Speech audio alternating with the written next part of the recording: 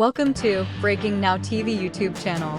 I'm Angelina Mark, and you're watching Breaking Now BNTV channel news program. Please subscribe, like, and share my YouTube channel for more information video and tap bell icon your go-to source for the latest updates and breaking news from around the globe.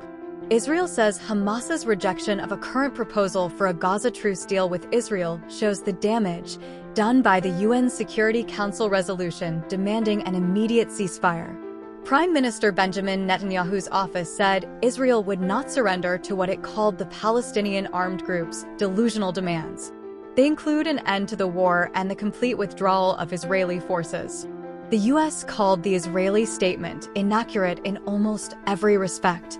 A State Department spokesman insisted that Hamas's response had been prepared before the Security Council vote on Monday. The Israeli military, meanwhile, said it had confirmed that the deputy leader of Hamas's military wing, Marwan Issa, was killed in a strike on a tunnel complex beneath Nuseirat refugee camp about 2 weeks ago. "We have checked all the intelligence," spokesman Rear Admiral Daniel Hagari said. Marwan Issa was eliminated in the strike. Hamas political official Izzat al-Rishq said he had no confidence in the Israeli claim and that the group's military leadership would have the final say. Rear Admiral Hagari described Issa as the group's number 3 and one of the organizers of Hamas's attacks on southern Israel on October 7th, when about 1,200 people were killed and 253 others taken hostage. More than 32,400 people have been killed in Gaza since then, including 81 people in the past 24 hours, according to the Hamas-run health ministry. Israel reacted furiously after the UN Security Council adopted for the first time a resolution calling for an immediate ceasefire in the war in Gaza following months of deadlock over the issue. 14 council members, including the UK, voted in favor of the text, which also demanded the unconditional release of all remaining hostages and an urgent expansion of humanitarian aid deliveries. The U.S., Israel's closest ally and military supporter, criticized the resolution for failing to condemn Hamas for the October 7th attacks. But in a sign of its increasing frustration at the way Israel is conducting the war, the U.S. abstained, saying it fully supported the key objectives. In protest, Israel canceled a planned visit by an Israeli delegation to Washington to discuss its planned ground offensive in the southern city of Rafah, where more than 1 million people have sought shelter. The U.S. has warned that a full-scale assault could cause a humanitarian catastrophe. Later, Hamas put out a statement rejecting the latest truce plan put forward by mediators from the U.S., Qatar, and Egypt at indirect talks in Doha. The group said it was sticking to its original demands for a permanent ceasefire that would lead to a full withdrawal of Israeli forces from Gaza and the return of displaced Palestinians to their homes. On Tuesday morning, the Israeli Prime Minister's office said Hamas's stance clearly demonstrates its utter disinterest in a negotiated deal and attests to the damage done by the UN Security Council's resolution. Israel will not address Hamas's delusional demands, it added. Israel will pursue and achieve its just war objectives, destroying Hamas's military and governmental capacities, release of all the hostages, and ensuring Gaza will not pose a threat to the people of Israel in the future. But U.S. State Department spokesman Matthew Miller rejected the criticism.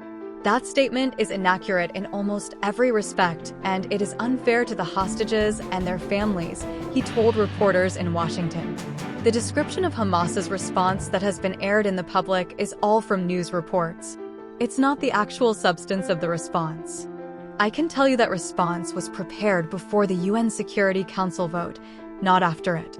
Qatar's foreign ministry spokesman, Majid Al-Ansari, told a news conference in Doha that the indirect talks are ongoing. They have not stopped.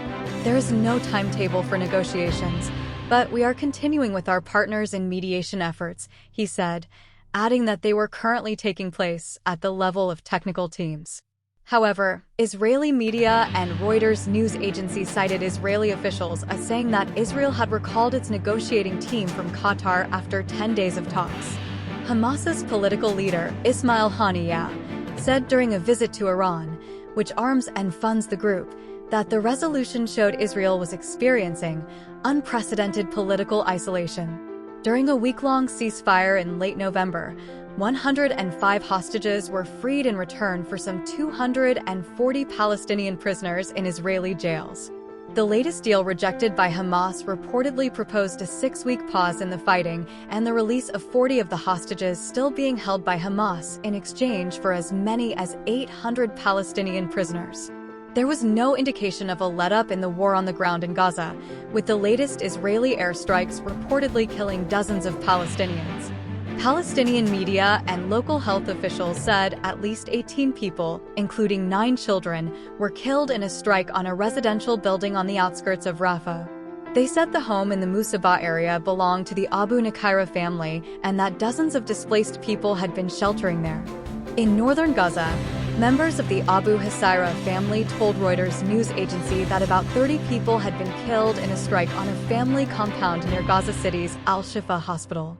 Israel's military said on Tuesday morning that it had struck 60 targets over the previous 24 hours, including terror tunnels, terrorist infrastructure, and military structures in which armed terrorists were identified.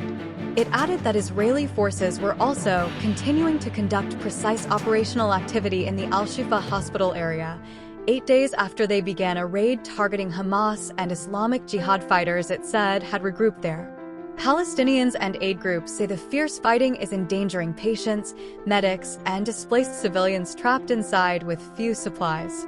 The military said 175 terrorists have been killed and that no civilians have been harmed. Also on Tuesday, Gaza's Hamas-run government media office said 18 Palestinians had been killed while trying to collect aid that was airdropped over northern Gaza, amid warnings of an imminent famine there. 12 people drowned when they went in the sea to retrieve food packages, according to a statement.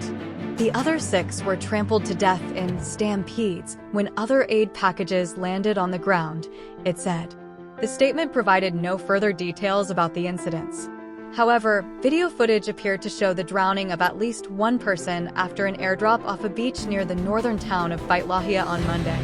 The Pentagon said 3 of the 18 bundles of aid airdropped by U.S. aircraft over northern Gaza on Monday had parachute malfunctions and fell into the water, but could not confirm if anyone was killed, Reuters reported. In another development, the family of Israeli hostage Ariel Baruch was informed by the military that he had been killed and that his body was being held by Hamas, according to the Hostage and Missing Families Forum. The 35-year-old father of 2 was injured and kidnapped during the attack on the Supernova Music Festival on October 7th. Meanwhile, a female hostage who was released in November told the New York Times that she was sexually assaulted at gunpoint by a guard in Gaza. Amit Sassana, 40, is the first former hostage to say publicly that she was sexually abused in captivity, according to the newspaper.